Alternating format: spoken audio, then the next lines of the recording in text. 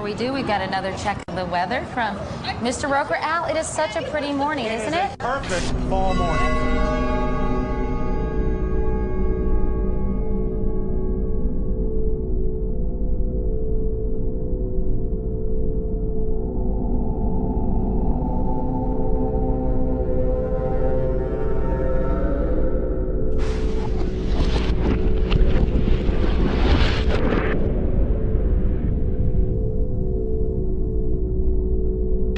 This is an NBC News special report.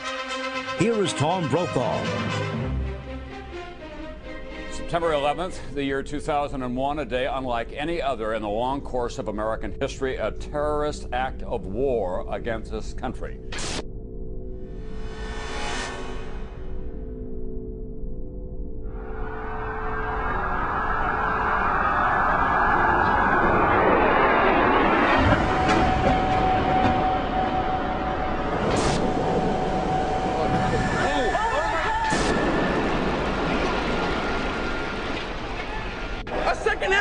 Your life is going to change, but more important, your son's life is going to change forever.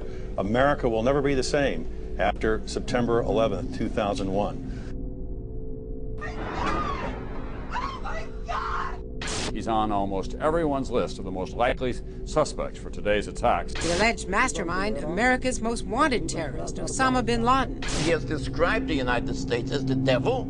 This is the beast. Meanwhile, Osama bin Laden is a name that we have been hearing all day long.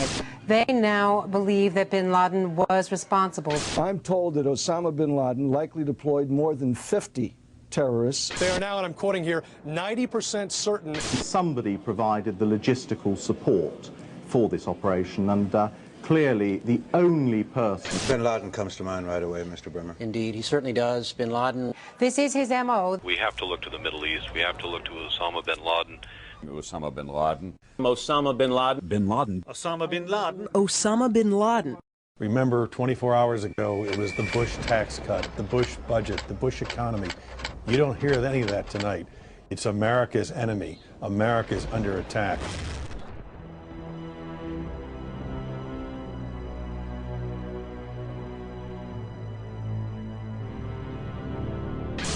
Within hours of the attacks on the Trade Center, there seemed to be one suspect, billionaire terrorist Osama bin Laden, and his band of ragtag extremists Al-Qaeda were to blame.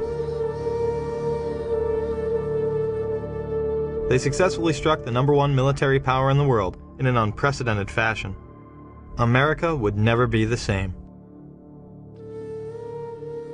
The Patriot Acts, Homeland Security, domestic wiretapping and surveillance, the loss of civil liberties, all in order to fight terror and protect us here at home. Is Osama bin Laden really responsible for the attacks of September 11th? If so, why can't we apprehend him? Did you know the FBI does not list 9/11 as one of bin Laden's crimes? Why not? According to Rex Toome, Chief of Investigative Publicity for the FBI, it is because there is no hard evidence linking bin Laden to the attacks. If that is the case, how could the 9/11 Commission conclude it was the work of 19 radical Muslims from the Middle East, under the direction of Khalid Sheikh Mohammed and Osama bin Laden? Bin Laden has been universally blamed for 9/11, but if one takes a closer look at the available evidence, it points to a much darker power. 7 years later, what evidence has been gathered? Let's begin with the hijackers. Many of them were actually trained within U.S. military bases. On September 15, 2001, Newsweek reported that U.S. military sources have given information that suggests 5 of the alleged hijackers received training at secure U.S. military installations in the 90s. Saeed al-Ghamdi, Ahmed al-Nami, and Ahmed al-Ghamdi listed their address on driver's licenses and car registrations as the Naval Air Station in Pensacola, Florida. Another indication of how the hijackers were tied to U.S. bases was reported on September 12th by Fox in D.C. They stated, congratulatory phone calls were made from a separate aeronautical school in Florida, which suggests inside help for the hijackers. Now, here at Embry-Riddle School in Daytona Beach, investigators say that they did indeed intercept cell phone calls that originated out of here, calls that were congratulatory after yesterday's attacks, calls the feds say were made by terrorist sympathizers here in Daytona as well as in Broward County. The New York Times would report that the Defense Department said that Atta had gone to the International Officer School at Maxwell Air Force Base in Alabama, Abdul Aziz Al-Amari to the Aerospace Medical School at Brooks Air Force Base in Texas, and Saeed Al-Ghamdi to the Defense Language Institute at the Presidio in Monterey, California. The Vice Chancellor for Student Affairs at the Defense Language Institute, where Al-Ghamdi trained, went public and said, "Bush knew of the impending attacks on America. He did nothing to warn the American people because he needed this war on terrorism. He was quickly disciplined and threatened with court-martial." Even when neighbors called the CIA on hijacker Walid al-Shiari, nothing was done. Now, you might think that some of the neighbors would be shocked to find out that a suspected terrorist lived right down the street from them, but at least one woman we spoke with was not surprised at all. Diane Albritton was so concerned about what was happening inside the home at 502 Orange Street, she called the CIA. Why was she suspicious? The odd coming and going, the different rental cars, the odd-looking people that came and went. At that time, she says, the agency was not interested. How could it be that the CIA wasn't interested in this woman's story?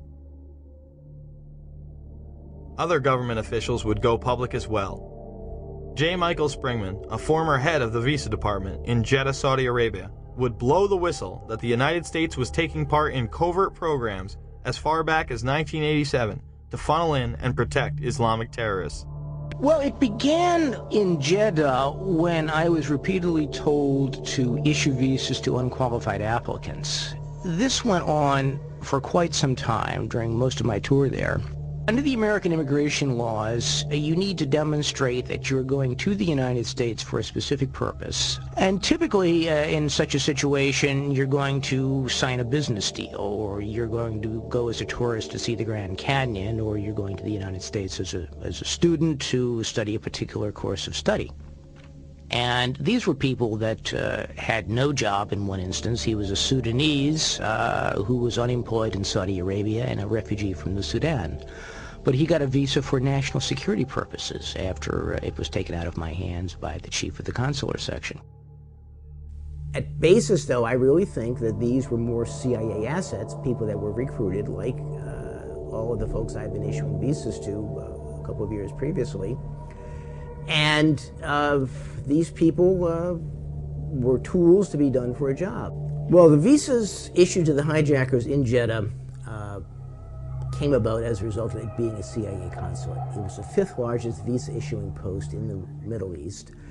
It was pretty much a closed system, and they simply brought them through there, knowing that they would be protected by the agency, that people would get their visas, or if they didn't get the visas, they could be made to be given visas.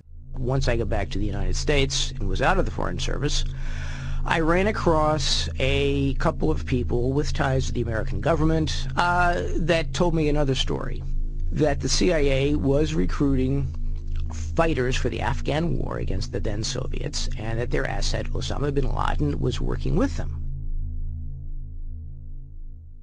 In the early 1980s, bin Laden worked with operatives from U.S. intelligence, the Pakistani military, and Arab states. They ran a wide-ranging covert network that recruited and financed Muslim fighters to battle the Soviet army. It is now known that Osama bin Laden was a CIA asset under the codename Tim Osman. Bin Laden would use this handle when he would visit the States. The relationship between bin Laden and the CIA was essentially, he was one of their assets, one of the people they could turn to for help if they had questions. If they wanted somebody recruited, if they wanted somebody sent somewhere, if they wanted information, if they wanted something done, they went to bin Laden. Bin Laden isn't wanted by the FBI, and he was on a CIA payroll? Is he the brutal Islamic terrorist we have been led to believe, or a mere frontman? My question was, is it not true that the United States government paid $300 million to the bin Laden family for the construction of the military camps? At that point, then the person who was testifying had no choice but to admit, yes, that the money had gone to the bin Laden family for the construction of those military training facilities in Afghanistan. However, he added that none of that money went to bin Laden himself. Of course, it was a joke. Osama wasn't the only one working with U.S. intelligence. Hijackers also had ties to federal agencies. Alleged terrorists Khalid al-Mihdhar and Nawaf al-Zahami lived with and rented from an FBI informant. The New York Times stated on October 6, 2002, the Federal Bureau of Investigation had a confidential informer who rented rooms in California to 2 of the September 11th hijackers. But the Bureau is resisting a request from the Congressional Committee investigating the attacks to interview the informer and his FBI handler. Several members of the FBI had their investigations into terrorism impeded and shut down, especially when they got close to bin Laden. John O'Neill was the FBI counter-terror chief responsible for the investigation into Osama bin Laden. On August 22, 2001, after claims of a repeated obstruction of his investigations into Saudi funding, O'Neill left the FBI. This document is marked secret and WF, which means it walked its way out of the Washington Bureau of the FBI. It indicates that before the attack of September 11th, agents had wanted to question 2 members of a very powerful family for their connections to a suspected terrorist organization, Omar and Abdullah bin Laden. But the agents weren't allowed to. O'Neill went on to take a new post as head of World Trade Center security. He would move into his office days before 9/11 and be killed during the attacks. Yeah. I have 4 children. I've lost friends at John, my friend from the FBI was killed. John O'Neill? I lost John people O'Neill. too. We lost a lot of family members. What did John O'Neill do before he worked in the World Trade Center? John was the FBI. Head of the FBI. He was tracking down fucking Osama. Why did he was leave? Tracking down Osama. Why? Because the government didn't listen to him. The government didn't listen to him. The FBI. Hold on. We want to call a car to car. The FBI fucked up. They knew about the flight training. Yes. That was a fuck up for having these people in our country. We all agree on something. And the important thing is you have to understand. I feel what you feel. I've lost friends there. I feel what you feel. That was our World Trade. That was our people that fucking died that day. At a time when bin Laden was the most wanted man in the world, why would intelligence agencies stop their own investigations, especially as they were closing in on him? Robert Wright and others within the FBI also had their investigations into terrorism stopped prior to 9/11. Since August of 1999, I've been working to legally expose the very real and foreseeable Middle Eastern terrorist threats to American citizens at home and abroad. From 1993 to 1999, I was assigned to the Chicago Division's Counterterrorism Task Force. The successful investigation, which was codenamed Vulgar Betrayal, V-U-L-G-A-R, Betrayal, led to the June 1998 seizure of $1.4 million of Middle Eastern terrorist funding. These funds were linked directly to Saudi businessman Yassin Qadi. On October 12, 2001, Yassin Qadi was designated by the United States government as a financial supporter of Osama bin Laden. Larry Klayman of Judicial Watch initially tried to help get Wright's story to the proper authorities. He wanted to come forward long before 9/11. We were taking those steps beginning last summer to do that. The FBI had 30 days to allow that to occur. They violated their own regulations. They covered it up. If you didn't hear me, I went specifically. I called the Attorney General's office just days after 9/11. I said, Dave Shippers and I represent a special agent of the FBI Chicago field office who has years of information about how the FBI did not do its job, did not in any way investigate in a meaningful way money laundering in the United States. You're now claiming you want to do this. I'd like to make them available to you, Attorney General Ashcroft. And I was met with a response by Michael Chertoff, head of the criminal division. We're tired of conspiracy theories. Michael Chertoff will later become the head of Homeland Security, the department set up to fight the war on terror after 9/11. Wright was also restricted from telling any specifics about their investigation. Robert Wright was then prevented from working on terror investigations. So what happened to Wright? He was demoted in and around the time period leading up to 9/11. He's working on innocuous, meaningless things. That's what he's doing. Yes. he's a paper pusher, is because these monies were going through some very powerful U.S. banks with some very powerful interests in the United States. These banks knew or had reason to know that these monies were laundered by terrorists, and there are very significant potential conflicts of interest in both the Clinton and Bush administration, and in particular this Bush administration, who is as tight with Saudi Arabia as you can get. The president's father used to stay with the bin Laden family when he would go to Saudi Arabia. Former President Bush spent the night in D.C. at the White House on September 10th. We've also learned at NBC that there was a President Bush in the White House during the morning of these events. His father, former President Bush, was actually at the White House the morning of the attack. The next day, elite financiers of the Carlyle Group would meet. This global private equity investment firm would profiteer enormously from the wars in the Middle East. At the table were both Bush Sr. and Osama's brother, Shafiq bin Laden. The Bush and bin Laden families had been members since the 90s and would reap the benefits of terrorism coming to America. After 9/11, the company would become public.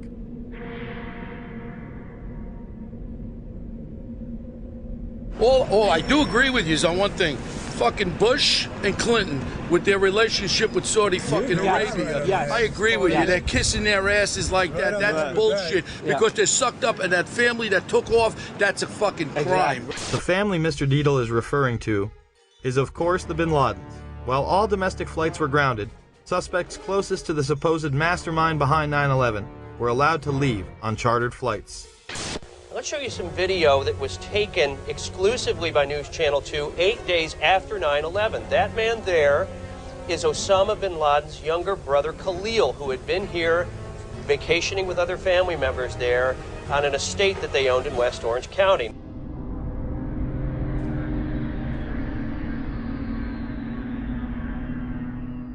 Now I guess we can safely say that there were people within the FBI and other agencies who actively protected and aided the alleged terrorists. With all the resources available to U.S. intelligence, you would think that someone within would have detected something. Well, one did. The Black Operation Program Able Danger identified the hijackers prior to 9/11, but the FBI wasn't interested. Lieutenant Colonel Anthony Schaefer, an intelligence officer inside Able Danger, tried to blow the whistle several times. Was the commission that investigated the 9/11 attacks told that lead hijacker Mohammed Atta had been identified and as al-Qaeda operative more than a year before terrorists struck? I'm told confidently by the person who did move the material over that the 9/11 commission received 2 briefcase-size containers of documents. I can tell you for a fact that would not be 1/20th of the information that Able Danger consisted of during the time we spent. Schaefer would also meet with Philip Zelikow, the executive director of the 9/11 Commission. What did Schaefer tell Zelikow? And I'm quoting how I remember saying it. We found, as part of the data run, we found 2 of the 3 cells which conducted the 9/11 attacks to include Atta. Schaefer says his unit linked Atta to al-Qaeda leaders, but would not provide any specifics. As to what he did with the information he had, we attempted to, first off, use it operationally. The lawyer said you can't do that. They're considered U.S. persons. Therefore, at that point in time, we made a determination as a team that we should move this information to the FBI. But he says beginning in September 2000, 3 meetings he set up with the FBI were each canceled by military lawyers. Despite all of this, the 9/11 Commission would deny it any significance and not include it in the report. Leaving a project targeting al-Qaeda as a global threat a year before we're attacked by al-Qaeda is equivalent to having an investigation of Pearl Harbor and leaving somehow out the Japanese. Schaefer and his team tried to stop the hijackers prior to 9/11, but were blocked. Later, the military would begin a smear campaign against them in order to discredit their findings. A Pennsylvania congressman says there's a smear campaign going on inside the Pentagon, and he wants the defense chief to get to the bottom of it. Republican Congressman Kurt Weldon says Pentagon officials are trying to ruin one of their own who's gone public about a top-secret military intel unit. Lieutenant Colonel Tony Schaefer, who was the first member of Able Danger to go public, has now been told in writing by the Defense Intelligence Agency that he can't speak to members of Congress or their staff without prior approval. And now a security clearance which allowed him to deal with classified information has been pulled. The congressman says Schaefer has been gagged, punished for speaking up. It's obvious to me this is a clear attempt to silence this guy, but now even more than to silence him, to ruin him as a person and a military officer. I've talked to all the Able Danger players, and they all agree this is a witch hunt against Tony. It's wrong, it's un-American, it's unacceptable. Pentagon reportedly does not want the public to hear next week's Senate testimony about the former secret intelligence unit known as Able Danger. Two congressional sources have told Fox News that the military's pressuring senators to move the hearings behind closed doors. When the Able Danger hearings were held, Schaefer and others were gagged. Eventually, Schaefer would be able to speak at a whistleblower's hearing. Many of us take seriously our oath of office to support and defend the Constitution against all enemies, foreign and domestic. Let me be upfront here. I am no Boy Scout. I was not hired as an intelligence officer because I hung out at the Christian Science reading room. My job is to get information using tried and true intelligence methodologies. According to my legal counsel, until I disclosed the Able Danger information, I was a rock star. It was my work as a chief of DIA's Special Mission Task Force back in 1998 that I became involved with Able Danger. My officers and I were working at the cutting edge of technology and DoD black operations. Most of all of my operations and operational records remain classified. With all this evidence, why did the 9/11 Commission and Pentagon suppress valuable information about the hijackers' activities leading up to the attacks?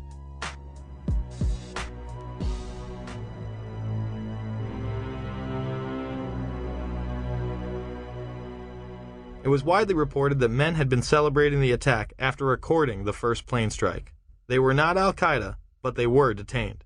I grabbed my binoculars and I could see the towers from my window. And this is where I'm looking. And all of a sudden, down there, I see this van park. And I see 3 guys on top of the van. And I could see that they were like happy. They didn't look shocked to me. They didn't look shocked.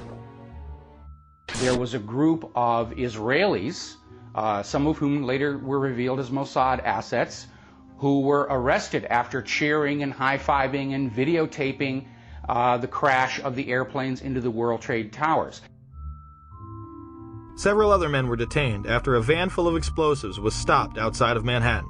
Earlier, we had heard that an FBI spokesperson said that there was a report on the George Washington Bridge, which is another facility which you folks are responsible for policing, a report that there had been a van stopped there that had explosives. Asked this week about another sprawling investigation and the detention of 60 Israelis since September 11th, the Bush administration treated the questions like hot potatoes. I would just refer you to the Department of Justice with it. I'm not familiar with the report. I'm aware that some Israeli citizens have been detained. With respect to why they are being detained and the other aspects of your question, whether it's because they are in intelligence services or what they were doing, I will defer to the Department of Justice and the FBI to answer that. On March 6, 2002, a draft report from the DEA said it may well be an organized intelligence gathering activity. Despite all of this, all the Israelis were let go without any espionage charges being filed. Fox News anchors Britt Hume and Carl Cameron would do a 4-part investigation into these allegations in December of 2001 and yield stunning results. It has been more than 16 years since a civilian working for the Navy was charged with passing secrets to Israel. Jonathan Pollard pled guilty to conspiracy to commit espionage and is serving a life sentence. At first, Israeli leaders claimed Pollard was part of a rogue operation, but later took responsibility for his work. Now, Fox News has learned some U.S. investigators believe that there are Israelis again very much engaged in spying in and on the U.S. Since September 11th, more than 60 Israelis have been arrested or detained, either under the new Patriot anti-terrorism law or for immigration violations. A handful of active Israeli military were among those detained, according to investigators, who say some of the detainees also failed polygraph questions when asked about alleged surveillance activities against and in the United States. Investigators suspect that the Israelis may have gathered intelligence about the attacks in advance and not shared it. A highly placed investigator said there are, quote, tie-ins, but when asked for details, he flatly refused to describe them, saying, quote, Evidence linking these Israelis to 911 is classified. I cannot tell you about evidence that has been gathered. It's classified information. Now, when the FBI investigated, it quickly unraveled to be the largest foreign spy ring ever uncovered inside the United States, the largest. Even the Soviet Union had not been spying on the United States as much as Israel has been doing. So the FBI started to round up these spies. They started to arrest them very quietly, and they were about halfway through this process of rounding up this spy ring when 9/11 happened.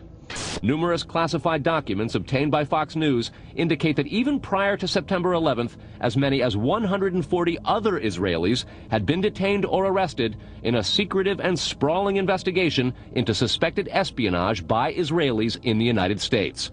Investigators from numerous government agencies are part of a working group that's been compiling evidence since the mid-90s.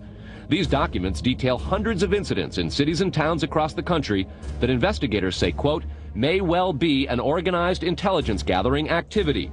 The first part of the investigation focuses on Israelis who say they are art students from the University of Jerusalem and Bezalel Academy. Documents say they, quote, targeted and penetrated military bases, the DEA, FBI, and dozens of other government facilities, and even secret offices and unlisted private homes of law enforcement and intelligence personnel. The majority of those questioned, quote, stated they served in military intelligence, electronic surveillance intercept, and or explosive ordnance units. Why would Israelis spy in and on the U.S.? A General Accounting Office investigation referred to Israel as Country A and said, quote, according to a U.S. intelligence agency, the government of Country A conducts the most aggressive espionage operation against the U.S. of any U.S. ally. The document concludes, quote, Israel possesses the resources and technical capability to achieve its collection objectives. What about this question of advanced knowledge of what was going to happen on 9/11? How clear are investigators that some Israeli agents may have known something? Well, it's very explosive information, obviously, and there's a great deal of evidence that they say they have collected, none of it necessarily conclusive. It's more when they put it all together. A bigger question, they say, is how could they not have known? Almost a direct quote, Brett. It is now apparent that this intelligence ring was inside the U.S., had prior knowledge of 9/11, and had a classified role in 9/11, which officials refused to discuss. It was also able to penetrate U.S. intelligence agencies and secret offices, yet all were released. The men who were detained due to the report they were taping the first plane crash and then celebrating and joking about it actually went on television and admitted it was their job to record the attack.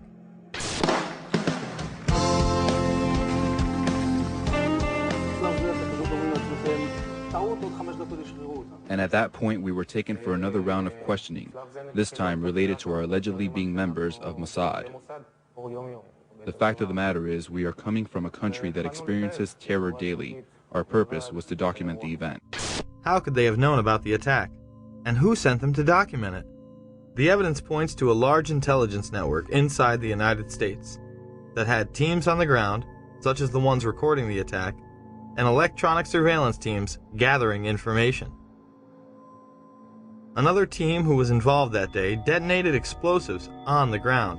We have both suspects under K. We have the suspect who drove in the van, the van exploded. Yeah, I just want to make sure you and your guys are all right over there, K, that's all. You know, we have both Neotrans driven that exploded. What location?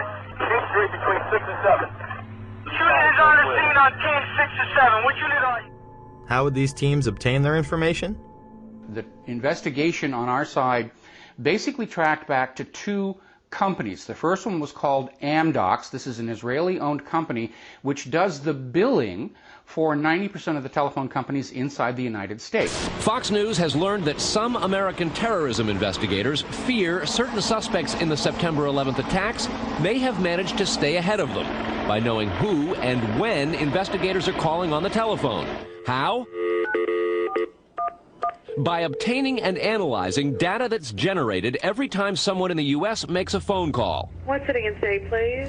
Here's how the system works. Most directory assistance calls and virtually all call records and billing in the U.S. are done for the phone companies by Amdocs Limited, an Israeli-based private telecommunications company. Amdocs has contracts with the 25 biggest phone companies in America and more worldwide. It is virtually impossible to make a call on normal phones without generating an Amdocs record of it. In recent years, the FBI and other government agencies have investigated Amdocs more than once. Sources tell Fox News that in 1999, the super-secret National Security Agency, headquartered in northern Maryland, issued what's called a top-secret, sensitive, compartmentalized information report, TSSCI, warning that records of calls in the United States were getting into foreign hands, in Israel in particular. Fox News has learned that the NSA has held numerous classified conferences to warn the FBI and CIA how Amdocs records could be used.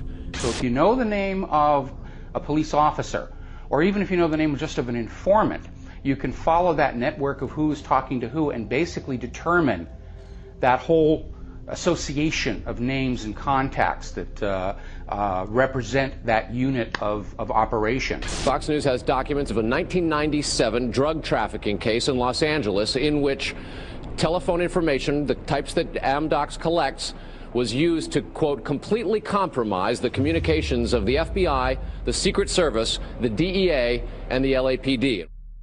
Amdocs would not be the only company with ties to the Israeli government. Israel was also gathering information from a separate business, Comverse Infosys, who was also listening in. This company, inside the United States, installs and maintains the phone tapping equipment that law enforcement and the government use to eavesdrop on your phone calls. The company is Comverse Infosys, a subsidiary of an Israeli-run private telecommunications firm with offices throughout the U.S. It provides wiretapping equipment for law enforcement. Here's how wiretapping works in the U.S. Every time you make a call, it passes through the nation's elaborate network of switchers and routers run by the phone companies. Custom computers and software made by companies like Comverse are tied into that network to intercept, record, and store the wiretapped calls, and at the same time transmit them to investigators. We know we just had this FISA bill go through that granted immunity to the telecom companies. It was Comverse Infosystem that was setting up all these special rooms in all the switching centers where the law enforcement or the government or whoever could simply push a button and listen to your phone call. Gone are the days of the little alligator clips and wires needed to eavesdrop on a phone call. They can sit in a room anywhere in America, touch a few buttons, and listen to your phone call. But the complaint about this system is that the wiretap computer programs made by Comverse have in effect a back door through which wiretaps themselves can be intercepted by unauthorized parties. Adding to the suspicions is the fact that in Israel, Comverse works closely with the Israeli government and under special programs gets reimbursed for up to 50% of its research and development costs by the Israeli Ministry of Industry and Trade. But investigators within the DEA, INS, and FBI have all told Fox News that to pursue or even suggest Israeli spying through Comverse is considered career suicide. And sources say that while various FBI inquiries into Comverse have been conducted over the years, they've been halted before the actual equipment has ever been thoroughly tested for leaks. More to the point, agents within the U.S. government have been told point blank that to even suggest Israeli spying or an Israel link to 9/11 is career suicide. It's been described as the third rail of American politics. If you touch it, you die. You never get to come back again. It's all over. It's the black pit where you can never go. But there is a bitter turf war internally at FBI. It is the FBI's office in Quantico, Virginia that has jurisdiction over awarding contracts and buying intercept equipment. And for years they've thrown much of the business to Comverse. A handful of former U.S. law enforcement officials involved in awarding Comverse government contracts over the years now work for the company. Numerous sources say some of those individuals were asked to leave government service under what knowledgeable sources call troublesome circumstances that remain under administrative review within the Justice Department. And what troubles investigators most, particularly in New York in the counterterrorism investigation of the World Trade Center attack, is that on a number of cases, suspects that they had sought to wiretap and surveil immediately changed their telecommunications processes. They started acting much differently as soon as those supposedly secret wiretaps went into place. Somehow, suspected terrorists who were being surveilled by these very Israelis were able to change their behavior to elude the FBI. Israel's former Prime Minister, Benjamin Netanyahu, would boldly state that we are benefiting from one thing, and that is the attack on the Twin Towers and Pentagon. The United States has wholeheartedly supported essentially state-sponsored terrorism, both domestically in Israel and as part of Israel's foreign policy. The American relationship with Israel is the root cause of most of the problems the United States is facing around the world today. Well, I would say this, that there's one big elephant in the living room. It's never asked about. People don't like to put it on any video or anything like that. But it is the relationship between the United States of America and the State of Israel. It's the fly in the ointment. It's gotten us into a peck of trouble in the Middle East.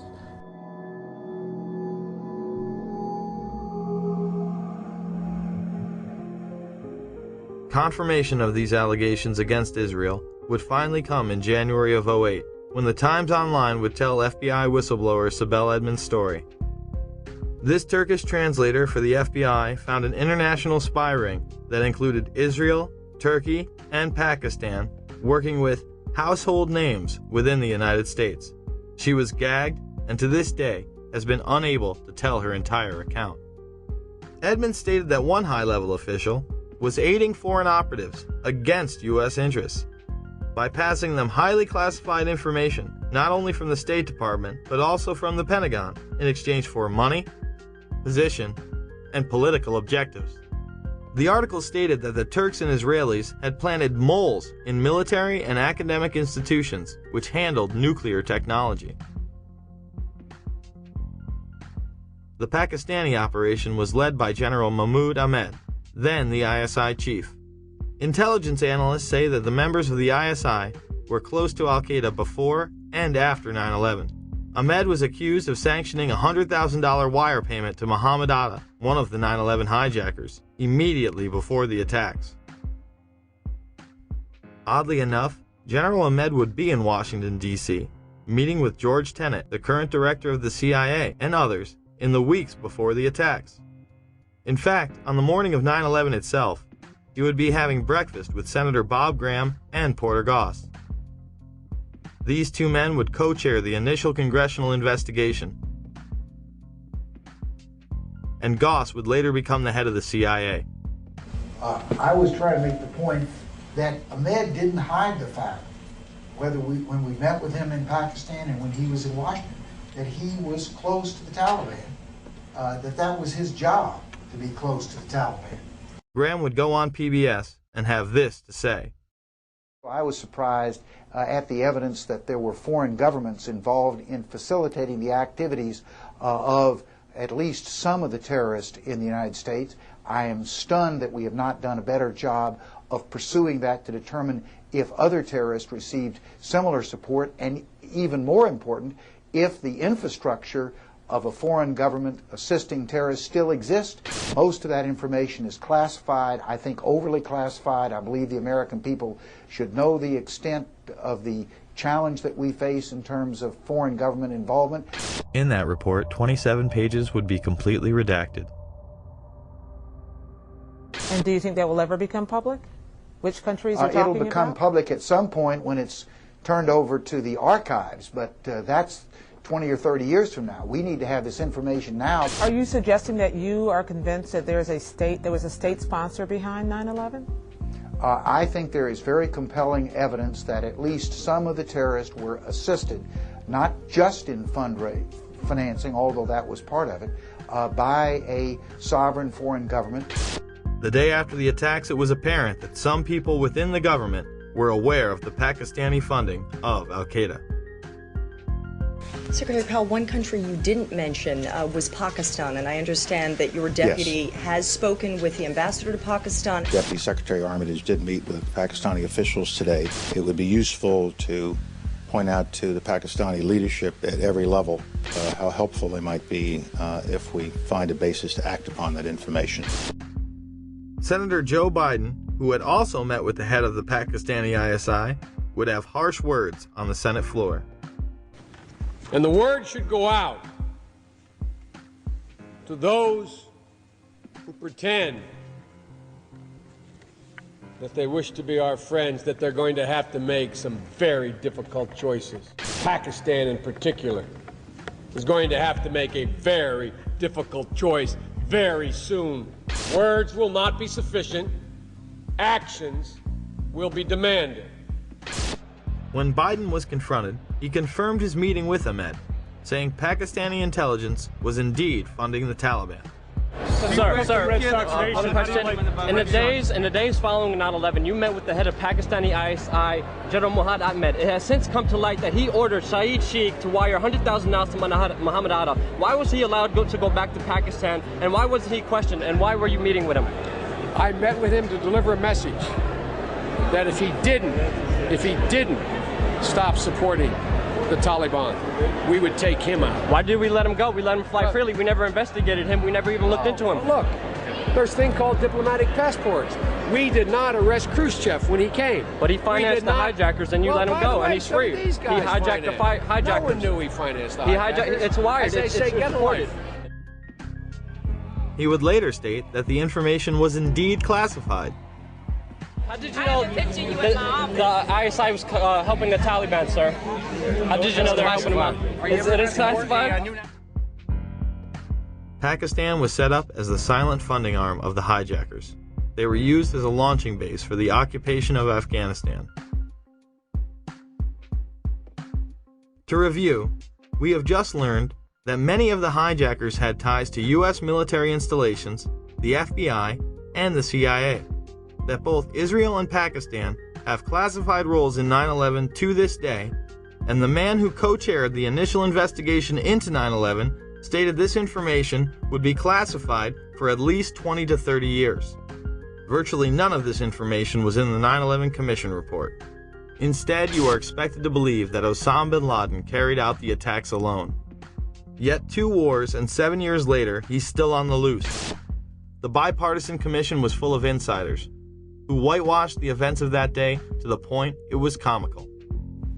5 years after the horrors of 9/11, there's a new way to look at those unforgettable images. Through color, caricature, and captions, comic book veterans Ernie Colon and Sid Jacobson have brought to life the 9/11 Commission Report. It took a year and a half to distill 600 pages down to less than 150. When you hear about the idea of the 9/11 Commission Report as essentially a comic book, your first reaction is, what are you, crazy? It's accurate. I mean, the graphic version is accurate. That's what happened. Thomas Keane was the co-chair of the commission with Lee Hamilton. They would write a book together called Without Precedent. In it, he would claim that NORAD and the Pentagon did not tell the truth, and that indictments were considered. If the report itself wasn't accurate, how could the comic book be? Thomas Keane is now traveling the country in order to instruct teachers on how to teach 9/11 to their young, impressionable minds. The 9/11 Commission was such a cover-up that Max Cleland, an appointed member, went off on Wolf Blitzer. A deal announced yesterday between the White House and the commission investigating the September 11th attacks is proving to be rather controversial. Under the agreement, only certain members of the commission will be allowed to review classified documents from the White House, and their notes will be subject to administration review. Today, some relatives of people who were killed in the attacks criticized the agreement, and our next guest, who's a member of the commission, claimed the deal is disgusting. Former Georgia Senator Max Cleland, a Democrat, joins me here. Well, you've used the word deal 3 times. I don't think the 9/11 Commission ought to be making deals with our own government under the responsibility we have from the Congress and our responsibility to the American people to get all the facts, and let all the commissioners look at those facts. Now, we've had to subpoena the FAA for those documents. We've had to subpoena NORAD for those documents. I'm in favor of subpoenaing the White House for the documents we need so that all the commissioners can get to see all the documents that we need. That's the only way we can face the American people and the families and say we have done a thorough investigation independently of the White House and the entire executive branch. The president has said only a minority of the commission can see a minority of the documents, and then they have to clear what they're going to say to the rest of the commission with the White House. If you're one of those 4 that gets to see these documents, would that change your opinion? No. They don't want any more eyeballs to see their documents than they can possibly get away with. It's a scam. It's absolutely disgusting. Cleland would later resign. Well, they have something to cover up, and the 9/11 Commission, of course, was a master cover-up. We know that. The question is what it was covering up. I don't believe the reports on September 11th put out by the 9/11 Commission or by Congress. I've seen one put out by the 9/11 Commission, and it was basically hundreds of pages of nothing. It was very generic. It was very indirect, indistinct, devoid of facts, devoid of hard positions. It was things like mistakes were made. We need to improve human intelligence. This is nothing. I mean, it's like, yes, I stand for truth, justice, and the American way, but it was vapid. It was a waste of time and money, but gives the impression that, oh yes, the government is doing something, that the government is studying the issue. Well, what makes me really disappointed, and that's an understatement, is that Congress's role is oversight. And Congress, even today, you'll see members of Congress saying, well, we haven't implemented everything that the 9/11 Commission recommended. And the 9/11 commissioners have said that the administration obstructed them, lied to them. The staff statements were described by various commissioners to be an indictment of the FBI in particular, but also an indictment of the CIA. I don't think the chairman and I have ever characterized the staff statements as an indictment. It's possible others have done that. We have not. And Tom and I have heard repeated praises from people in your business, in the media business, thanking us for the quality of those statements. I would second that, and by the way, I never, ever would correct the vice chairman, but I'm afraid I did characterize one of those statements as an indictment.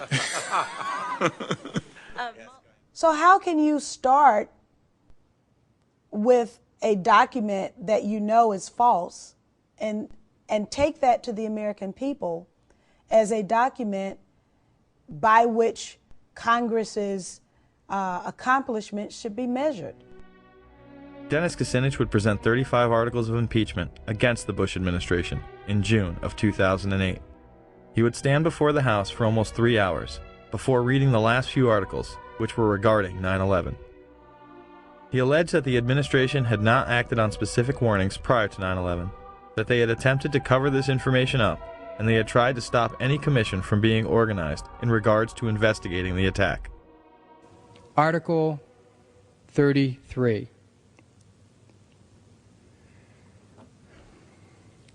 Repeatedly ignored and failed to respond to high-level intelligence warnings of planned terrorist attacks in the United States prior to 9/11. In his conduct while President of the United States, George W. Bush, in violation of his constitutional oath to faithfully execute the office of President of the United States, and to the best of his ability, preserve, protect, and defend the Constitution of the United States, and in violation of his constitutional duty under Article 2, Section 3 of the Constitution, to take care that the laws be faithfully executed, has both personally and acting through his agents and subordinates, together with the Vice President, failed in his constitutional duties to take proper steps to protect the nation prior to September 11th, 2001. So the congressional report was redacted, and the 9/11 Commission is a cover-up. Yet our supposed leaders continue to propagate fear of the boogeyman and his disciples. I do believe that Al-Qaeda has now made it part of their global effort to destroy everything we stand for and we believe in. I'm running for President of the United States because I believe the greatest challenge of the 21st century is that of radical Islamic extremism. I believe it's there. I believe it's all over the world. I believe it's a fight, a struggle between good and evil. Everything we value and believe in versus everything that is evil that wants to destroy everything America stands for and leads. And I believe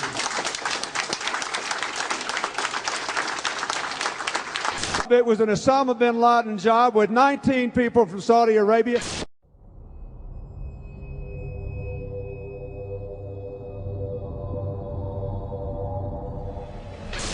Even bin Laden himself warned us 3 weeks earlier. Osama bin Laden warned 3 weeks ago that he would attack American interest in an unprecedented attack, a very big one. There was a report, you'll recall, that the Mossad, the Israeli intelligence agency, did indeed send representatives to the U.S. to warn, just before 9/11, that a major terrorist attack was imminent. Prior to 9/11, it was widely reported that hijacked planes could be used as weapons. By Youssef's group and bin Laden's group to undertake a suicide mission. Murad narrated to us about a plan by the Ramsey cell in the continental U.S. to hijack a commercial plane and ram it to the CIA headquarters in Langley, Virginia, and also the Pentagon. And they found more evidence, pointing to other targets, evidence the Philippine government says it passed on to the U.S. The targets they listed were CIA headquarters, Pentagon, Transamerica, Sears, and the World Trade Center. President Bush even received the Phoenix memo, stating bin Laden was determined to strike in the U.S. in August, right before the attacks. The president was aware that bin Laden, of course, as previous administrations has been well known, that bin Laden was determined to strike the United States. In fact, the label on the president's, the PDB, was bin Laden determined to strike the United States.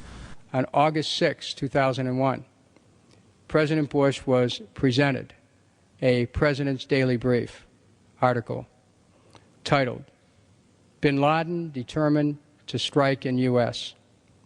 The lead sentence of that President's Daily Brief indicated that bin Laden and his followers wanted to follow the example of World Trade Center bomber Ramzi Youssef and bring the fighting to America.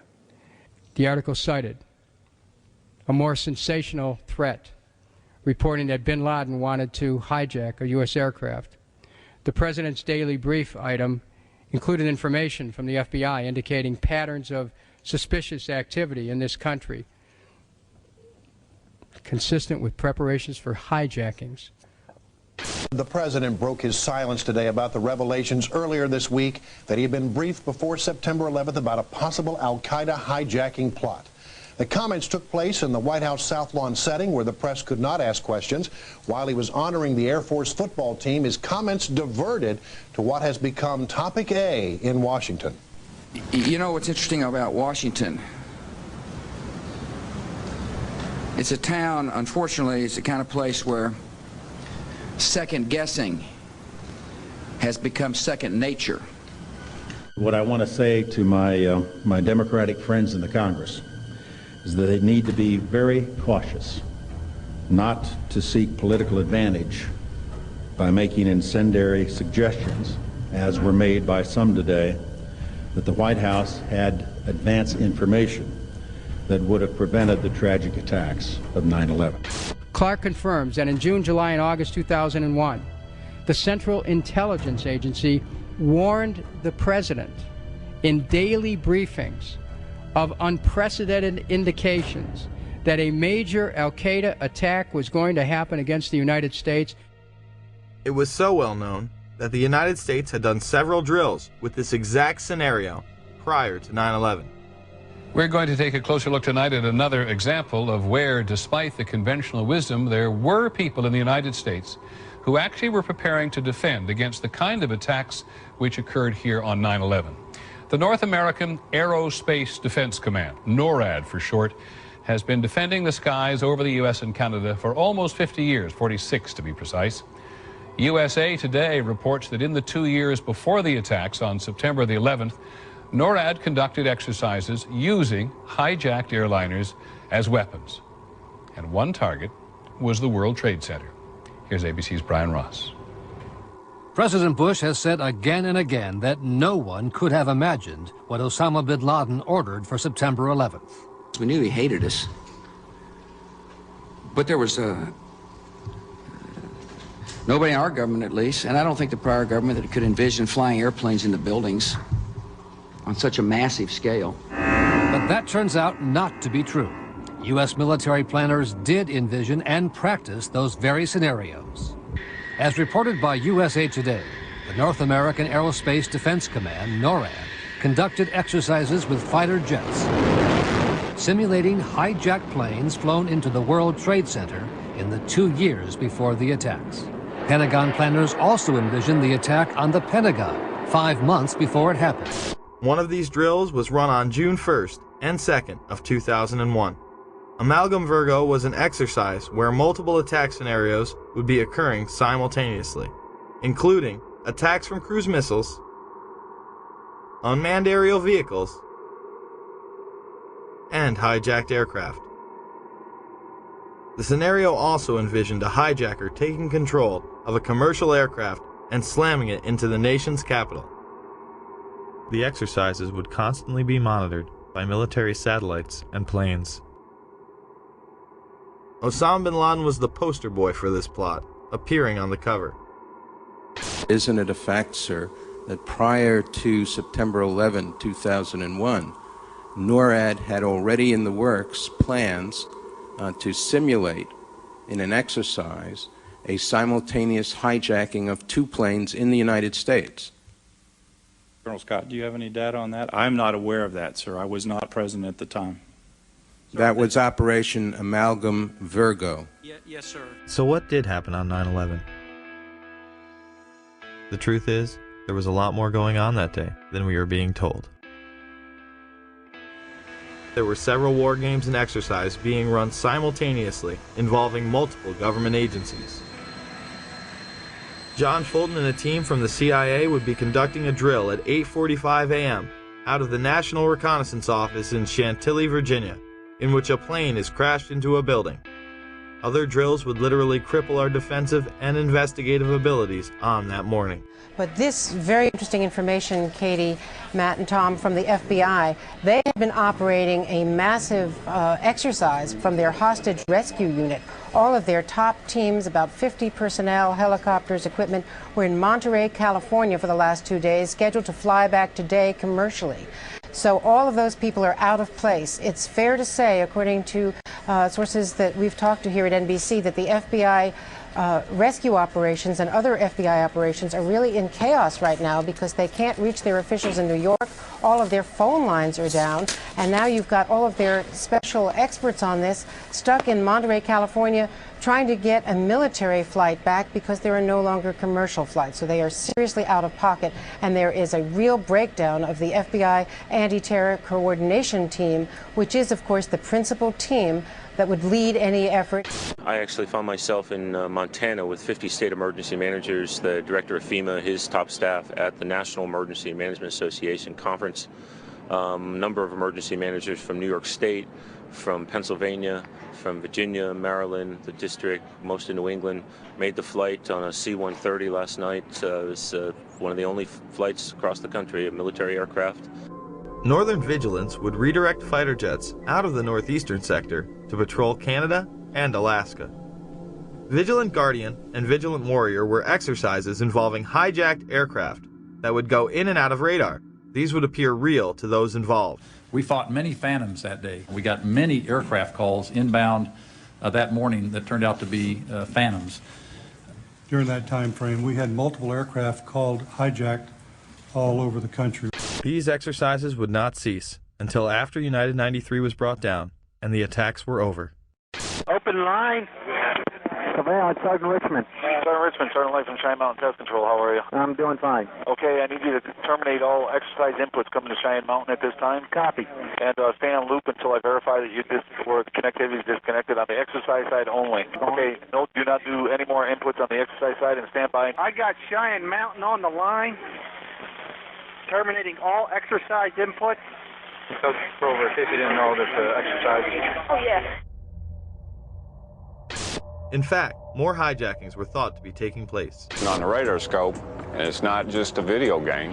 It's actually people's lives that you're trying to keep from running into each other. Other planes were thought to have been hijacked and almost shot down. An aircraft inbound to Whitehorse from Alaskan airspace was a hijacked aircraft, and that the military flight crews were aware of this, and they were en route to intercept the aircraft. Some of these war games and their details remain classified to this day. So is it any wonder that Donald Rumsfeld gave these warnings to military personnel the day after the attacks? Finally, I'd like to say a word or two to the men and women in the defense establishment,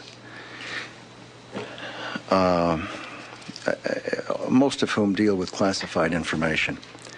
When people deal with intelligence information and make it available to people who are not cleared for that classified information, the effect is to reduce the chances that the United States government has to track down and deal with the people who have perpetrated the attacks on the United States and killed so many Americans. Later in the day, weapons are found planted on several other planes. A U.S. official says of the hijackings, these look like inside jobs. Sources tell Time that U.S. officials are investigating whether the hijackers had accomplices deep inside the airport's secure areas. And then there's the story of Flight 23. As bad as things were on Tuesday, there is a possibility that they could have been even worse. There was some kind of an altercation involving 3 men described by a Port Authority of New York and New Jersey police source as Middle Eastern in appearance. They attracted the suspicions of the gate staff boarding that flight. They had already gotten on the plane. They're asked to leave the aircraft. They refuse to get off. The airline, following its normal procedures, according to this police source, calls the police, which immediately dispatch an emergency service team. So now you have a squad of heavily armed officers that are coming toward the airplane. And when they get there, the men have vanished. The gate staff can't find them. It matches with the type of flights, the transcontinental flights that were hijacked in the other 4 instances. Another disturbing fact, if indeed there was an altercation and these men felt they had a case to make and were being treated unfairly, you can't imagine they would have disappeared from the airport. They would have stayed around and pled their case with the police. It is extraordinarily unusual to have an airline, after it has boarded passengers, be so suspicious that it's going to ask these customers to get off the airplane. We got a phone call from a law enforcement officer who was on vacation, was in the United Airlines terminal at the time. As soon as he approached, they walked out of the terminal and he looked over. He described them as Middle Eastern in both appearance and dress. Not sure what that means, but that was his description. He said when they left the terminal through the glass doors, he saw them meet a 3rd man, and they then left. Inside the bags, officials found Al-Qaeda instruction sheets, but false identification prevented investigators from ever locating the bag's true owners. Coincidentally, the hijackers' identification would be found the exact same way. There have also been reports of luggage that did not make the plane connection that appears to be tied to one of the alleged perpetrators, and this is being reported by the Boston Globe, and contained within the luggage were supposed to be Arabic language flight training manuals as well as videotapes pertaining to operating an aircraft. Then we have that mysterious suitcase with all of the hijackers' names and all of this incriminating evidence that is supposedly taken by one of the hijackers to the airport. Why, if they are planning on a suicide attack, would they even bother to pack a suitcase? Or if they're just packing a suitcase to look like they're checking luggage, just throw clothes in there. Why put a Koran? Why put flight manuals? Why put all this incriminating information if it's supposedly going to get burned up? And then magically, amazingly enough, this one suitcase doesn't make it onto the connecting flight to New York. And it's just there in baggage handling, waiting to be discovered and found. If the passengers on Flight 23 used false identification, why wouldn't the other hijackers? Based on my personal belief and based on the events of that morning, the decision to halt airplanes in all likelihood probably precluded other attacks. Atta and 3 others would do dry runs of the attacks before 9/11. Actor James Woods and others on the plane even filed separate reports to the FAA. Again, nothing was done. I was on a flight, without going into the details of what made me suspicious of these 4 men, although it would have been blatantly obvious to the most casual observer, I took it upon myself to go to the flight attendant and ask to speak to the pilot of the plane. The first officer came out. I reported to him that I felt that the 4 men, and I said, can you look over my shoulder and see who I'm talking about? And he said, yeah. I said, I think they're going to hijack this plane. I mean, everything they're doing, and I explained to him these details, which I've been asked to keep private until whatever jurisdiction, whatever trials may take place. Their behavior was such that I felt they were going to hijack the plane. I found out later that not only did he make a report, but the flight attendant also made a report of my suspicions to the FAA. My friend Scott said to me, remember that flight you took in August? I said, yeah, I've been thinking about it all day. He said, well, maybe you should call the FBI. And I said, I'm sure they're being inundated, but I thought it over and I called the local office. 6:45 the next morning, I get a phone call that actually wakes me up, and he said, we want to talk to you about the flight that you took in August. I said, oh, did the manifest match of any of the flights yesterday and my flight? He said, well, we can't tell you that. I said, well, look, I'll get ready and I'll come down to the federal building. He said, we're outside your house. We'll just wait for you. Wow, 7:15. So this was 6:45 in the morning. I said, and this is the only funny part of any of this, I said, how did you know where I lived? And there was a pause. He said, we're the FBI. We're the FBI, thank you. So they came in, and I said, look, I'm dying to know, were these the guys? And he said, well, we've had 36,000 tips in one day, and there's 2 of us, and we're going to be at your house all this morning, so you can do the math, but we can't tell you, So since then, I have identified for sure 2 of them as 2 of the terrorists. Really? Who actually were not on Flight 11, but one was on Flight 175 and one was on Flight 77.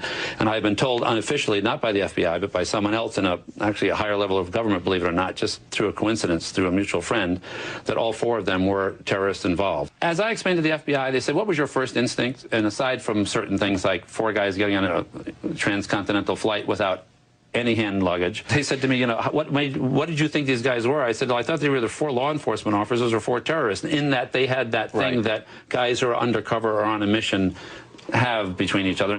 Just more evidence that the hijackers had intelligence ties.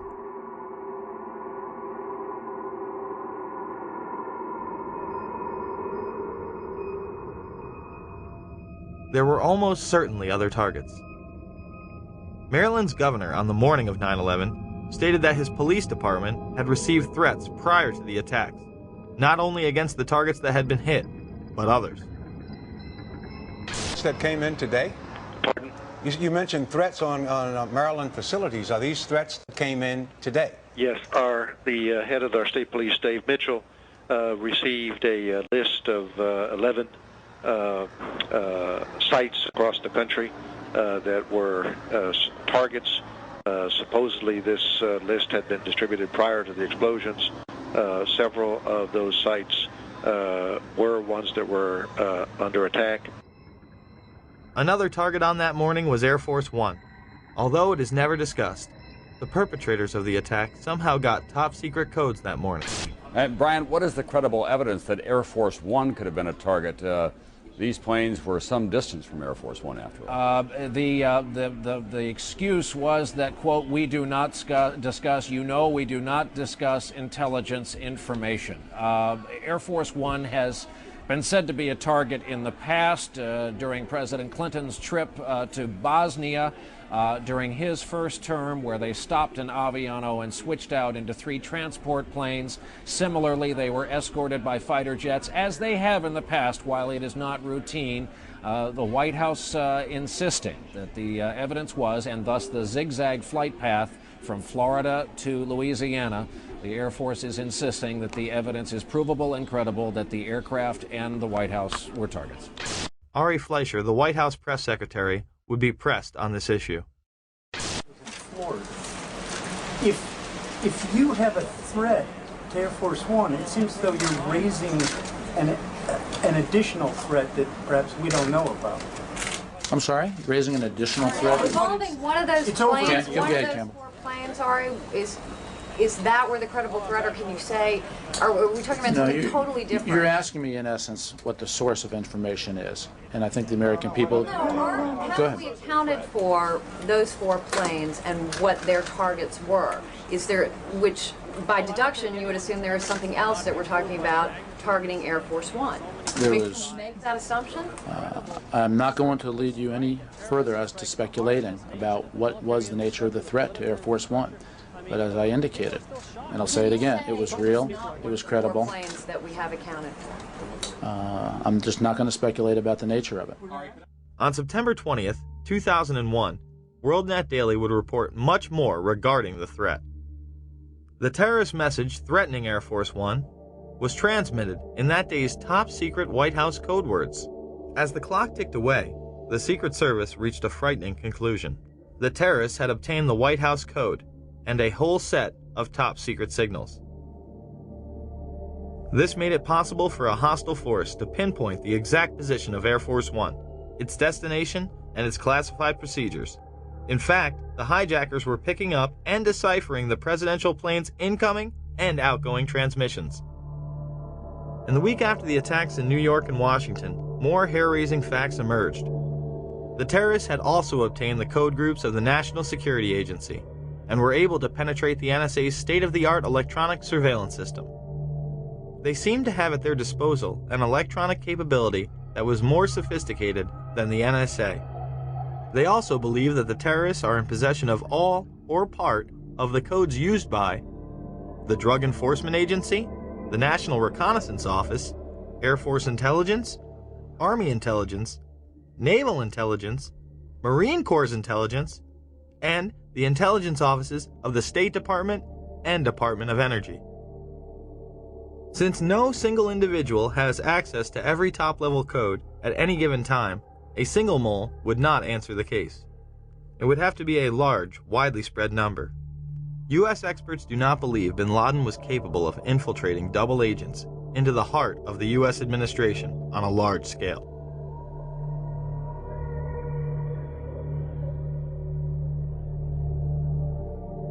It shouldn't come as a surprise that Global Guardian, a mass Armageddon drill, was in full swing. The drill would pose all sorts of threats, and even mobilize command centers known as doomsday planes that house top military personnel. Although originally scheduled for late October, it was moved up unexpectedly. One of these doomsday planes was on the scene of the Pentagon strike. Now to one of the eeriest moments amid the carnage of 9/11, a mysterious plane was seen flying right over the president's residence. Even some CNN staffers saw it. To this day, it has never been officially explained. Tonight, Chief National Correspondent John King has new details about this great 9/11 mystery. Today, 6 years after 9/11, the mystery endures about just what happened in the skies over the White House that terrible day. A plane flew right over it. But why? And what was it? It appeared overhead just before 10 a.m., a 4-engine jet banking slowly in the nation's most off-limits airspace. About 10 minutes ago, there was a white jet circling overhead. Now, you generally don't see planes in the area over the White House. That is restricted airspace. Two government sources familiar with the incident tell CNN it was a military aircraft, but say the details are classified. This comparison of the CNN video and an official Air Force photo suggests the mystery plane is among the military's most sensitive aircraft, an Air Force E-4B.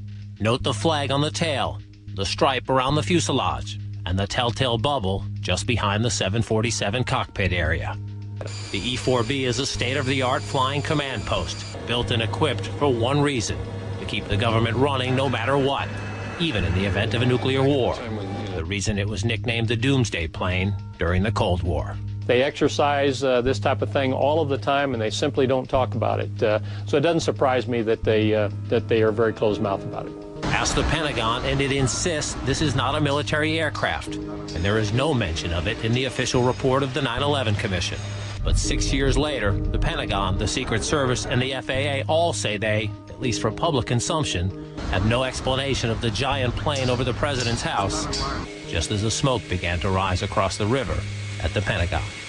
There is also footage of another white mystery plane in the restricted airspace over New York City before the second attack, and as the second plane strikes the World Trade Center.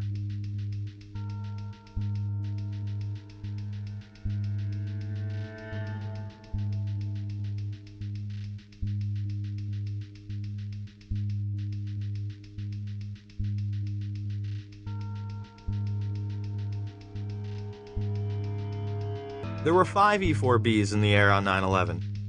They are part of the continuity of government plans in case of an emergency. This program was launched in the early 80s, headed by none other than George Herbert Walker Bush. Was being made to consolidate continuity of government programs across several major departments of the government under one office, which turned out later to be called the National Program Office. As I understood it, this office fell under the jurisdiction of the Office of the Vice President. Then Vice President George Bush was the first in charge. On 9/11, this program was put into effect. This next one happens a lot these days. It seems like a story that is both reassuring and scary at the same time. This morning we learned that the Vice President wasn't the only one sent to an undisclosed location on September 11th, that an entire backup government was and is still there and may be there for as long as anyone now at least can imagine. Traveling in Iowa, the president for the first time discussed a secret ongoing operation designed to keep the federal government running if Washington is paralyzed by a terrorist strike. I still take the threats that we receive from al-Qaeda killers and terrorists very seriously. The operation was first reported by the Washington Post and confirmed to CNN by several administration officials. The shadow or bunker government involves roughly 100 senior staffers from every cabinet department and major government agency. Operates primarily out of 2 secret bunkers in the eastern United States, and is charged with running the executive branch if communication with Washington is severed. The secret plan took shape in the minutes and hours after the September 11th strikes, as Mr. Bush took a cautious route back to Washington. And now, nearly 6 months later, administration officials are scrambling to get more telephone lines and high-tech computers into these secret bunkers. And at least one member of the Bush cabinet is being kept out of Washington at all times, under heavy security, just in case this so-called shadow government is activated and needs a leader.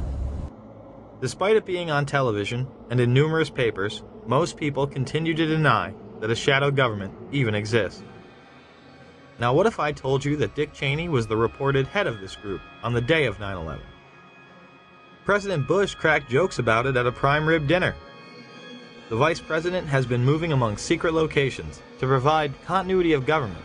A year ago, Dick was running the country, Bush said. Today, he lives out of a little suitcase. Cheney has been part of the succession program since its inception.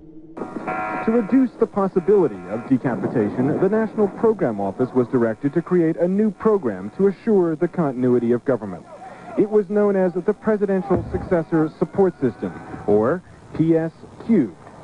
Dick Cheney, Edwin Meese, Tip O'Neill, and Dick Thornburgh all have been in the line of succession by virtue of their offices. But our sources say the NPO gave them additional responsibilities under the new system. Cheney would arrive at the emergency center before the Pentagon was attacked. Shortly after 9:30 a.m., the president's national security team is in the Situation Room, a secure communications center in the basement of the West Wing. Vice President Dick Cheney is there, along with National Security Advisor Condoleezza Rice. I arrived at the PIOC at about 9:20 a.m. I was made aware of it during the time that the airplane coming in to the Pentagon. There was a young man who would come in and say to the Vice President, the plane is 50 miles out, the plane is 30 miles out. And when it got down to the plane is 10 miles out, the young man also said to the Vice President, do the orders still stand? And the Vice President turned and whipped his neck around and said, of course the orders still stand. Have you heard anything to the contrary? The flight that came into the Pentagon. Yeah. When you arrived at 9:20, how much longer was it before you overheard the conversation between the young man and the Vice President saying, does the order still stand? It's probably about 5 or 6 minutes. So about 9:25 or 9:26. The 9/11 Commission would cover this up by saying Cheney did not arrive in the Emergency Operating Center until more than 15 minutes after the Pentagon strike. Many of the same people involved in the shadow government benefited the most from the war on terror.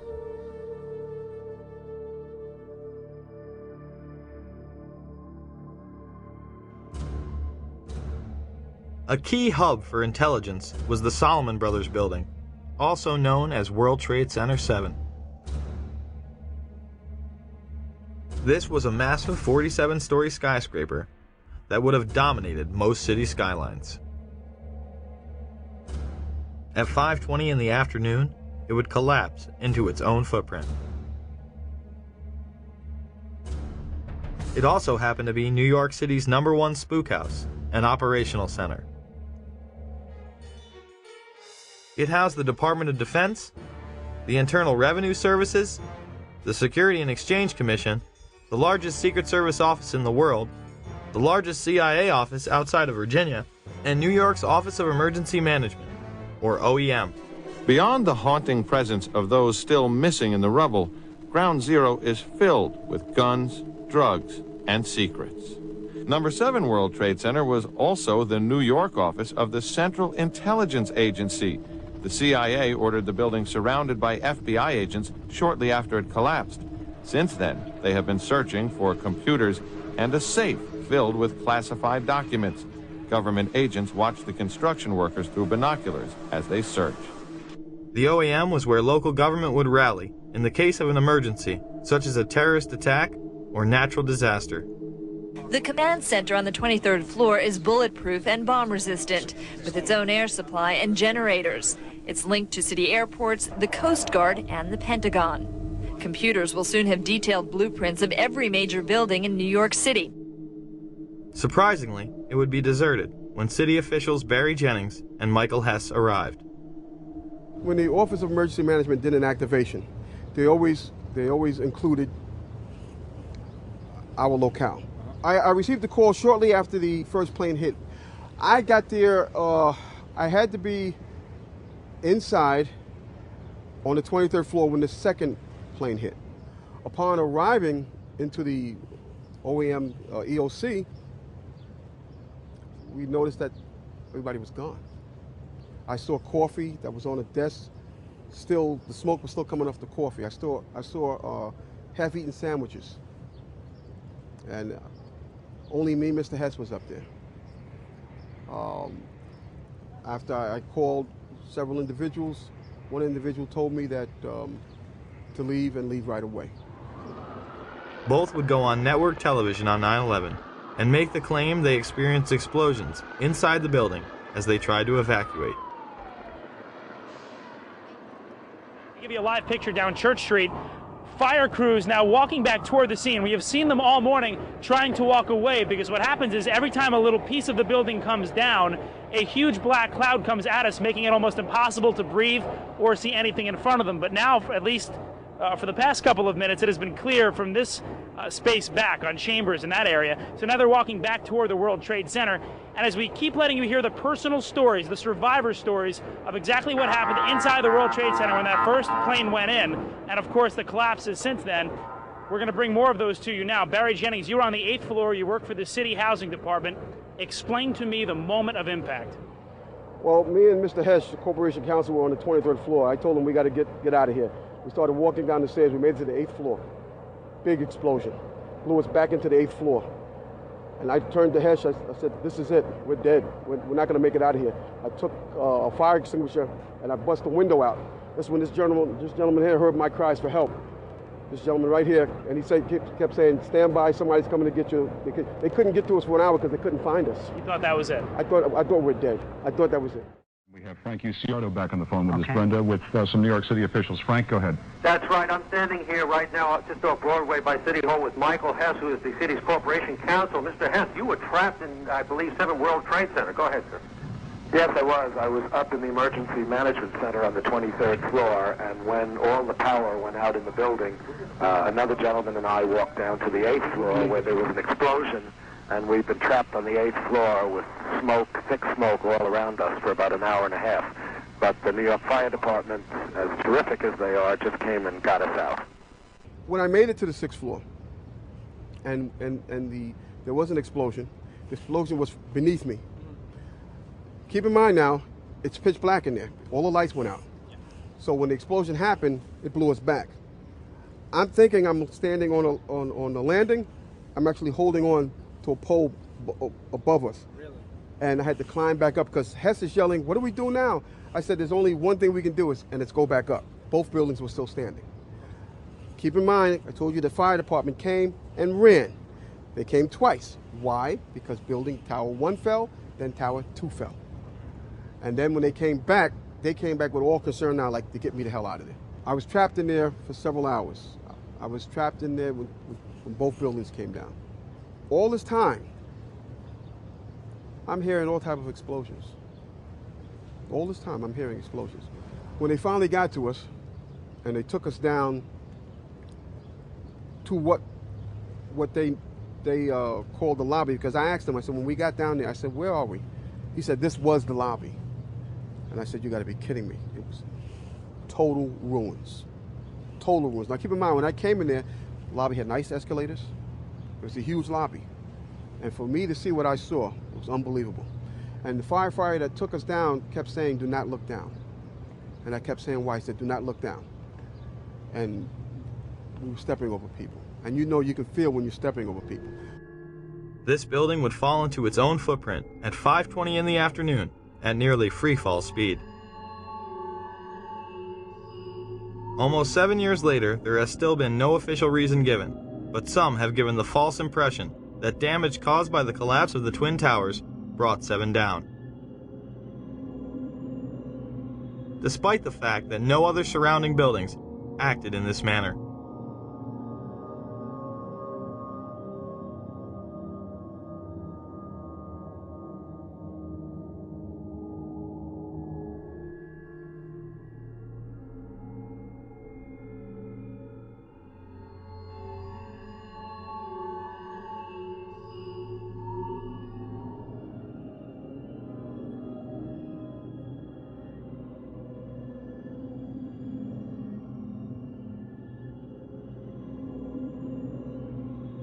Dr. S. Shyam Sunder would make the claim, on behalf of the National Institute of Standards and Technology, that on about a third of the face, to the center and to the bottom, approximately 10 stories, about 25% of the depth of the building, was scooped out.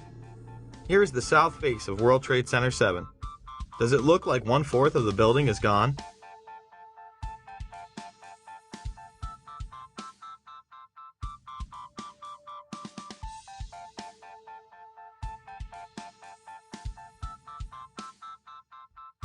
Perhaps we should take a look inside.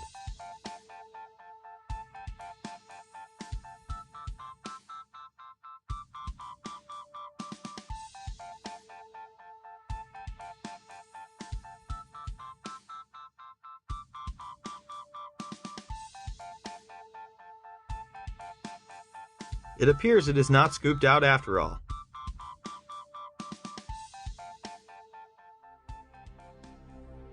Members of the media were reporting that the building had collapsed due to structural damage and fire, more than 20 minutes prior to it going down. Now, more on the latest building collapse in New York. You might have heard a few moments ago, I was talking about the Salomon Brothers building collapsing, and indeed it has. Apparently that's only a few hundred yards away from where the World Trade Center towers were. And it seems that this was not a result of a new attack. It was because the building had been weakened during this morning's attacks. We'll probably find out more now about that from our correspondent, Jane Stanley. Jane, what more can you tell us about the Salomon Brothers building and its collapse? The building can clearly be seen in the background as Jane Stanley reports its demise. Jane, I think many of us, when we heard the news, perhaps on the radio earlier today, were... The feed would be cut before the building collapsed. And just couldn't comprehend it. I mean, it almost sounded too far-fetched. I was wondering what it felt like for you being in Manhattan. Well, unfortunately, I think we've lost the line with Jane Stanley. They called me down. I think it was part of the 9/11 Commission. They asked me the same questions that you guys are asking me. And at that point, they said, "Okay, thank you." They sent me on my way. And yeah, you told them pretty much everything you just told us. Yes. That you were in the building, got rocked by an explosion. Yes. All that. Yes. And you know that they didn't mention Building 7 once in the commission report. I told them that's where I was. It was very, to tell you, it was very scary because they looked like very important people that were questioning me about certain things. And I don't know if they like the answers I gave. I could care less. I gave my account of it, the truth, and that was it. That day I'll never forget. And the explanations that were given to me is totally unacceptable. Totally unacceptable. I'm just confused about one thing, and one thing only. Why World Trade Center 7 went down in the first place. I'm very confused about that. I know what I heard. I heard explosions. The explanation I got was it was the fuel oil tank. I'm an old boiler guy. If it was a fuel oil tank, it would have been one side of the building.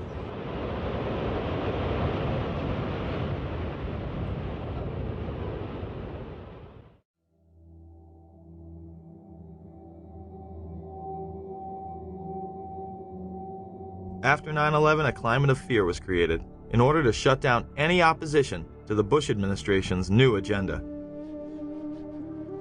A week after 9/11, anthrax began appearing in the mail. The letters were made to look as though they were the work of Muslim extremists, claiming "Death to America" and "Allah is great." Now, if you remember, these anthrax letters, they were written to appear to be from semi-literate Muslims, very crude handwriting, all of this, all of that.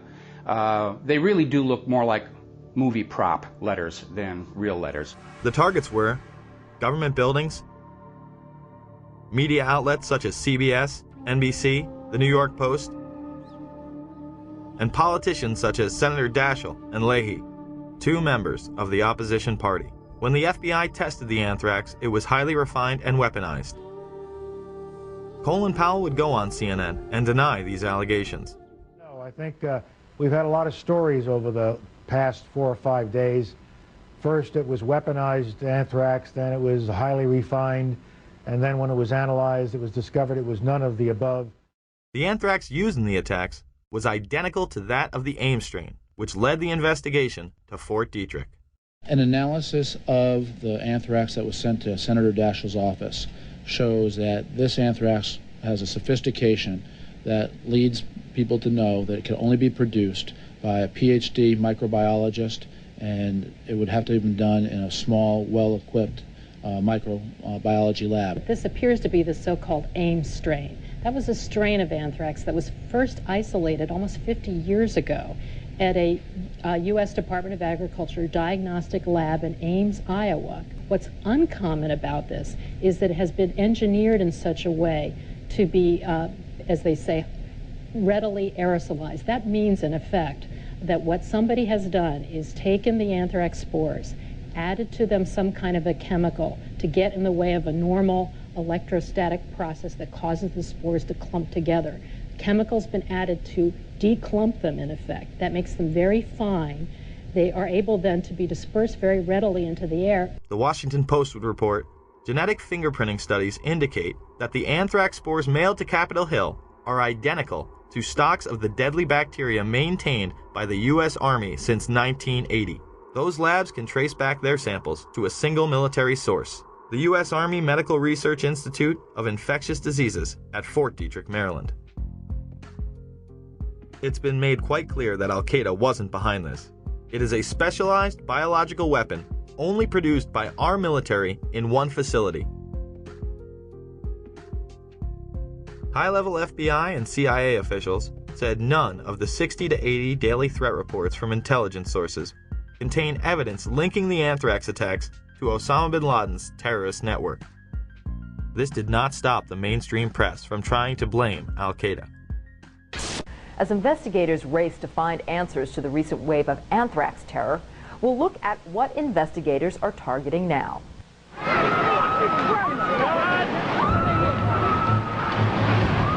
Since September 11th, Americans have been put on alert. This is so terrible. Investigators are trying to ward off more attacks by dissecting the terrorist plan for September 11th, looking for patterns, methods, associates that could reveal what else terrorists had in mind. It was not something smuggled in from Iraq. It was not something smuggled in from any Middle Eastern country.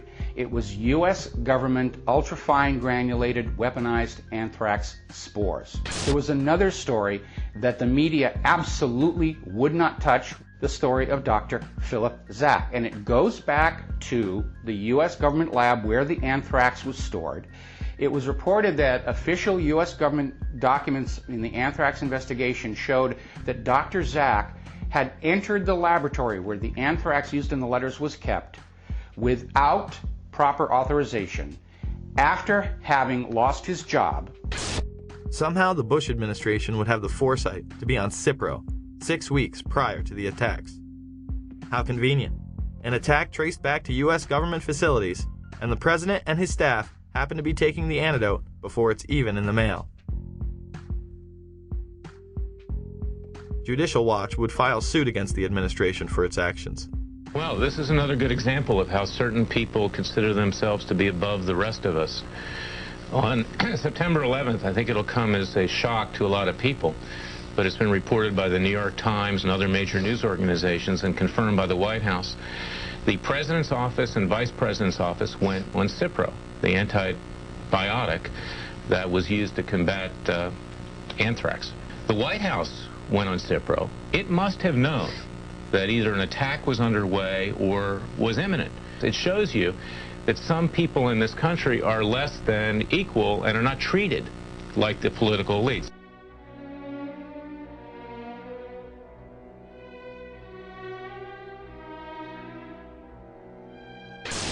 "9/11 was an international intelligence operation that included role players within our own government, as well as in the governments of Pakistan, Saudi Arabia, and Israel. Each played a compartmentalized role in order to create a climate of fear and confusion.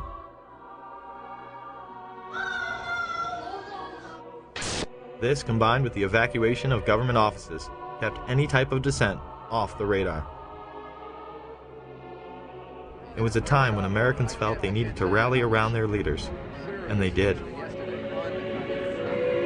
I can hear you! And the people who knock these buildings down will hear all of us soon. Northwest America! USA! USA! USA! The power structure used that unity to pass nightmarish legislation, beginning with the Patriot Act, which was written before 9/11.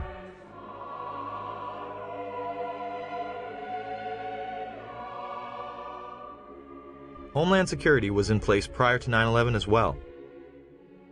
Another piece of this, which is something that has been well known to you all, is that the creation of the Office of Homeland Security was something that was planned even before September 11th.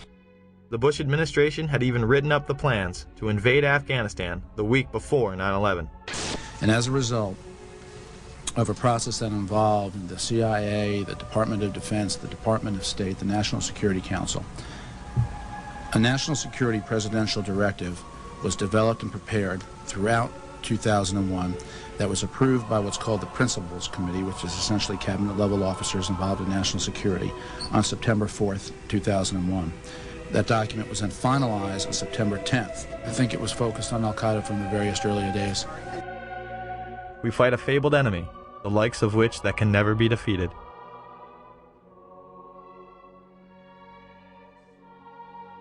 The terrorists attacked us and killed 3,000 of our citizens before we started the freedom agenda in the Middle East. They were... What did Iraq have to do with what? The attack on the World Trade Center. Nothing. While an international intelligence cartel wages psychological warfare against we the people on behalf of the global elite. And remember, this is a government that over the years has proven that it can be trusted with these powers. You'd hope, as you mentioned before, that people don't complain about these extra inconveniences because they are simply being put into effect to protect all of us. They masquerade as our saviors, while the media glorifies and indemnifies them. Either you are with us, or you are with the terrorists.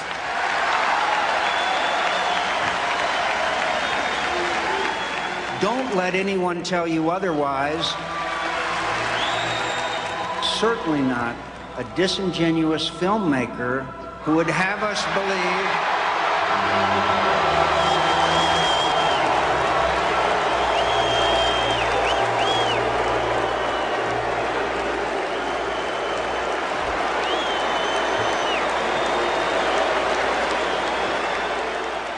The time has come not for a revolution, but a restoration of our Constitution, our Bill of Rights, but most of all, our morality as a people.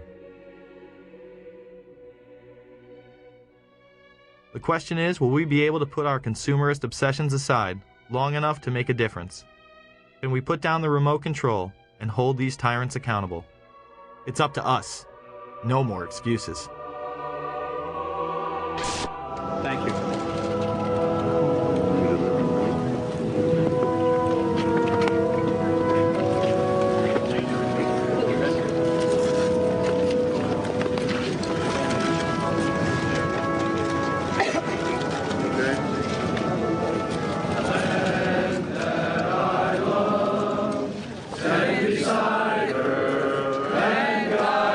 This is wild. Through the night with the light from above, from the mountains, to the prairies, to the ocean. Can't be doing no pictures. Okay, it's NBC News. Don't you understand? It's NBC News. I don't care who it is.